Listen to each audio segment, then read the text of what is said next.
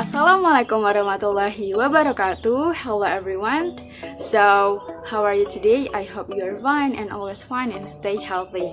And for every heart who's getting hurt, I hope you will really get well soon. And for you who have not moved on yet, or maybe you still remember about your ex, or you're becoming a secret admirer, I hope you will get the new one and she or he will become the best medicines for your heart. And I'm Fia. In this video, I'm going to explain you about one of important tenses in English, that's simple past tense. I think most of you know about these tenses because we have learned these tenses when we were in elementary school. And then this is not only for you but also for me, so I try to review about this material too.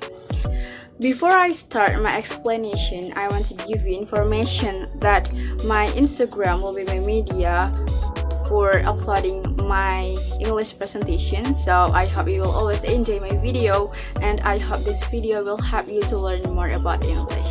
So let me start. Firstly, I'm going to explain you about the function of simple past tense. So what is the function of simple past tense? Simple past tense is used to tell about past event or everything that happened in the past or moment that happened in the past.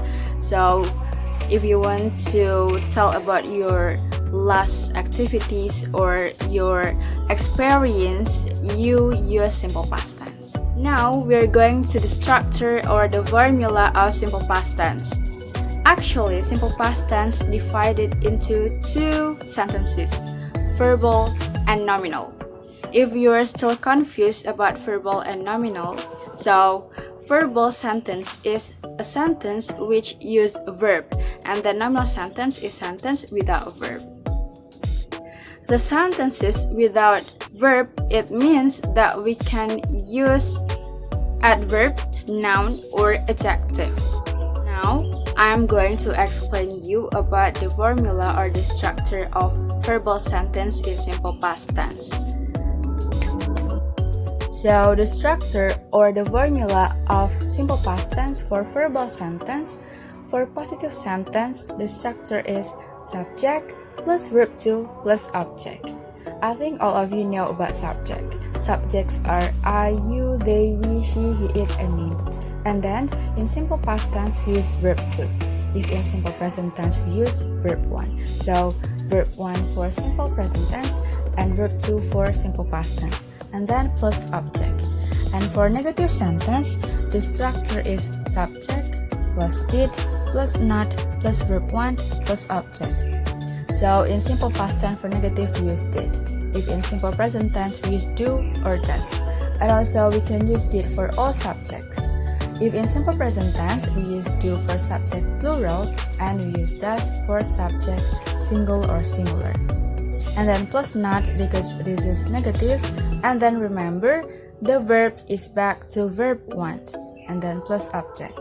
And for interrogative, we just need to change the position between did and the subject. So the structure becomes did plus subject plus verb 1, the verb is back to verb 1, and then plus object and question mark. And also, if you find WH questions are what, where, when, why, who, and how. You just need to write the WH questions in front, and then after that you can write full of interrogative sentence of simple past tense. So that's it. So we are going to the example. For positive sentence, he bought a new cycle. Remember, for simple past tense we use verb 2, so we use bought. The verb 1 from bought is buy. So the sentence becomes he bought a new cycle. And for negative sentence, he did not buy a new cycle. According to the structure, in negative sentence we use did not, and the verb is back to verb 1. So the sentence becomes he did not buy a new cycle. And for interrogative sentence, according to the structure, we just need to change the position between did and the subject. So the sentence becomes did he buy a new cycle? And also the verb is still verb 1. for this question, you just need to answer yes he did or no he didn't, because we usually call this question with yes no question. And then if you find WH question, for example in here I use why. According to the structure, if you find WH questions, you write WH question in front, and after that you write the interrogative sentence of simple past tense. So the sentence becomes, why did he buy a new cycle? That's it. And now I'm going to explain you about the formula of nominal sentence. For nominal sentence, the formula or the structure of positive sentence is subject plus was or were plus ana. Ana are adverb, noun, or adjective, or we call non-verb. So in nominal sentence, we use to be. If in simple present tense, the to be is MR, but in simple past tense, the to be are was and were. And then the negative sentence, the structure of negative sentence is subject plus was or were plus not plus adverb, noun, or adjective. We use not because this is negative.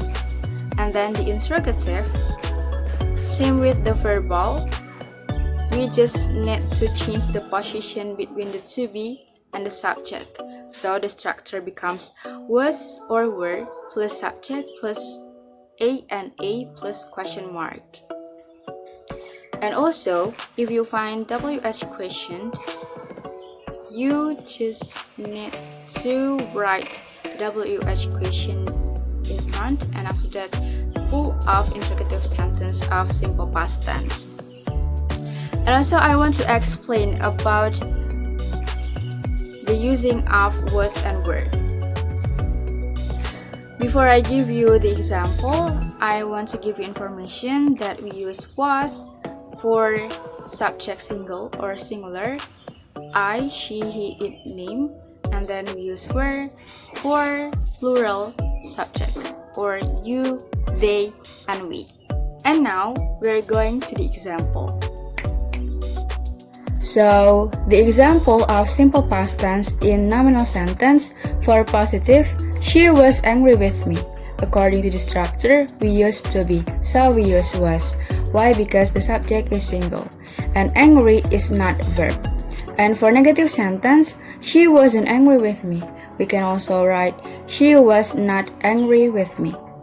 And for interrogative sentence, we just need to change the position between was and also the subject, so the sentence becomes, was she angry with me? And we can answer, yeah she was or no she wasn't. And if we find WH question, we just need to write the WH question in front, and after that we can write the interrogative sentence of simple past tense. For example, in here I use when. So the sentence becomes, when was she angry with me? And also, I will give you the time signals of simple past tense. We can use ago, yesterday, last, for example, last week, last night, last month, last year, or another's, and then once upon a time, and then one day. So that's all about my explanation. I hope it will help you to learn about simple past tense, and I'm so sorry if I do some mistakes, especially if I pronounce some English words in wrong pronunciation, because I'm still learning. And don't forget to always wear your mask in everywhere, or if you want to go outside, and don't forget to bring your hand sanitizer, and don't forget to wash your hand. Thanks for watching. Assalamualaikum warahmatullahi wabarakatuh. See you.